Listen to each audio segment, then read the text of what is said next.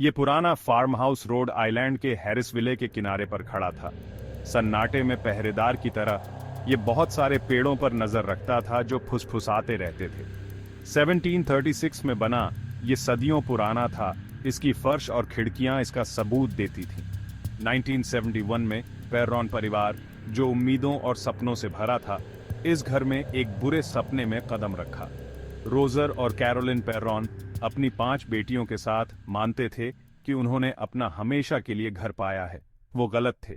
ये एक ऐसी जगह थी जहां परछाइयां हिलती थीं और हवा में अदृश्य खतरा मंडराता था। राउंड टॉप रोड का फार्म हाउस पहले से ही किसी और का था। शुरुआत में अजीब घटनाएं बहुत छोटी छोटी होती थीं।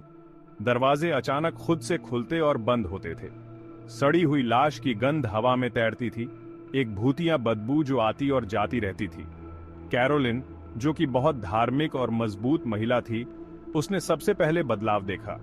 जब घर खाली होता था तो उसकी रीढ़ की हड्डी में एक सिहरन दौड़ जाती थी।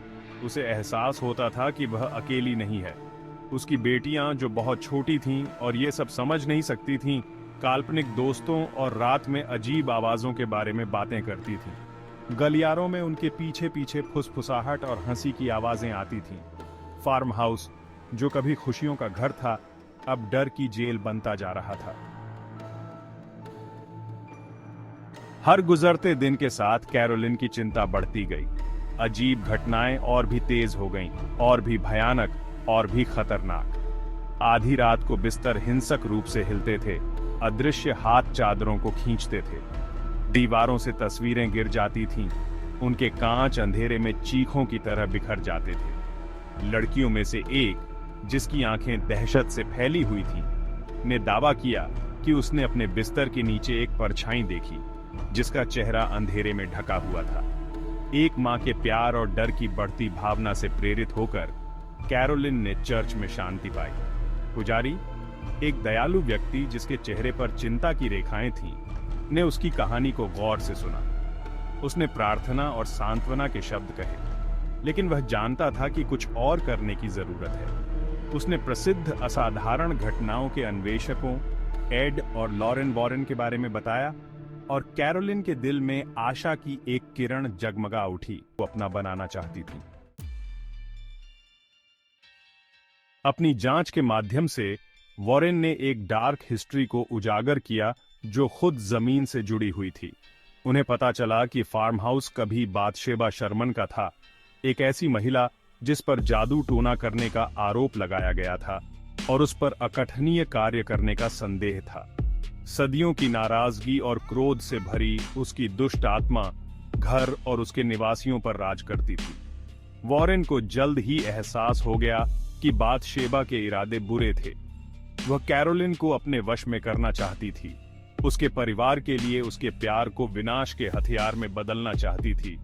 हमले बढ़ते गए, हर एक पिछले वाले से ज्यादा भयानक। अदृश्य हाथों से वस्तुएं असंभव गति से कमरे में इधर उधर फेंकी जाती थीं। दृश्य धुंधले दिखाई देते थे, परछाइयां जो रोशनी की पहुंच से बस दूर नाचती थीं। स्थिति गंभीर होती जा रही थी। पेर्रॉन परिवार दहशत के एक चक्रव्यूह में फंस गया, हताश होकर अपनी केवल सुई पर चिपका हुआ था। एड अपने अटूट विश्वास और गूढ़ ज्ञान के साथ जानता था कि कार्यवाही का केवल एक ही तरीका है, एक पूर्ण भूत भगाना। हवा में तनाव व्याप्त हो गया, क्योंकि एड दैवीय शक्ति के एक माध्यम के रूप में उस दुष्ट शक्ति का सामना करता था जिसने पेर्रॉन परिवार को बंधक बना लिया था। ऐसा लग रहा था जैसे घर खुद ही वापस लड़ रहा हो। फर्श के तख्ते विरोध में कराह रहे थे। दीवारें बातशेबा के क्रोध से कांप रही थीं। लॉरेन, जिसका चेहरा एक अदृश्य शक्ति से जूझने के प्रयास से पीला पड़ गया था, ने परिवार की रक्षा के लिए अपने वरदान का इस्तेमाल किया, बढ़ते अंधेरे में प्रकाश की एक किरण प्रदान करने के लिए। फार्म हाउस की चारदीवारी के भीतर अच्छाई और बुराई के बीच लड़ाई छिड़ गई। गंधक की दुर्गंध से हवा घनी हो गई और तापमान गिर गया। अपवित्र उपस्थिति का भौतिक प्रकटीकरण। गुस्से से भरी कर्कश आवाजें घर में गूंज उठीं। एड को ताना मार रही थीं, परिवार को धमकी दे रही थीं, लेकिन इन सब के बावजूद पेर्रॉन एक दूसरे से चिपके रहे। उनका प्यार अंधेरे के खिलाफ ढाल था। अंत में एक अनंत काल की तरह लगने के बाद घर पर सन्नाटा छा गया। हवा हालांकि अभी भी भारी थी, अपना दमनकारी भार खो चुकी थी। घर पर से बाथशेबा की पकड़ टूट चुकी थी, लेकिन जीत एक कीमत पर मिली। पेर्रोन परिवार, जो हमेशा के लिए उन भयातनाओं से चिह्नित हो गया था, राउंड टॉप रोड पर फार्म हाउस की परछाइयों से कभी भी वास्तव में बच नहीं पाएगा। हालांकि भूत भगाने से बाथशेबा की दुष्ट आत्मा दूर हो गई थी, लेकिन पेर्रोन परिवार हमेशा के लिए बदल गया था। उनके अनुभव के अदृश्य निशान बने रहे, उनके जीवन की सतह के नीचे छिपे अंधेरे की एक सतत याद दिलाते हुए। कैरोलिन, जिसकी ताकत की सीमा तक परीक्षा हुई थी, ने अपने अनुभवों का भार अपने कंधों पर उठाया। उसकी बेटियां अपनी मासूमियत से वंचित बुरे सपने और चिंताओं का सामना कर रही थीं, जो अनदेखी चीजों की फुसफुसाहट करती थीं। रोजर, जो कभी ताकत का स्तंभ था, अलौकिक के सामने खुद को असहाय महसूस करता था। राउंड टॉप रोड पर फार्म हाउस उस अंधेरे के प्रमाण के रूप में खड़ा था, जो सामान्य के लिबास के नीचे छिपा हुआ था। यह भयावह चीजों की ओर आकर्षित होने वालों के लिए तीर्थ यात्रा स्थल बन गया, एक ऐसी जगह जहां दुनिया के बीच का पर्दा पतला और नाजुक लगता था। पेर्रोन परिवार, जो हमेशा के लिए उन भयावह घटनाओं से जुड़ा रहा जो उन्होंने सहन की थीं, ने खुद को सुर्खियों में पाया। उनकी कहानी कैंप फायर और देर रात होने वाली नींद की पार्टियों में फुसफुसाई जाने वाली एक सतर्क कहानी थी। उनका अनुभव, जो कभी एक गुप्त रूप से संरक्षित रहस्य था, आकर्षण और भय का स्रोत बन गया।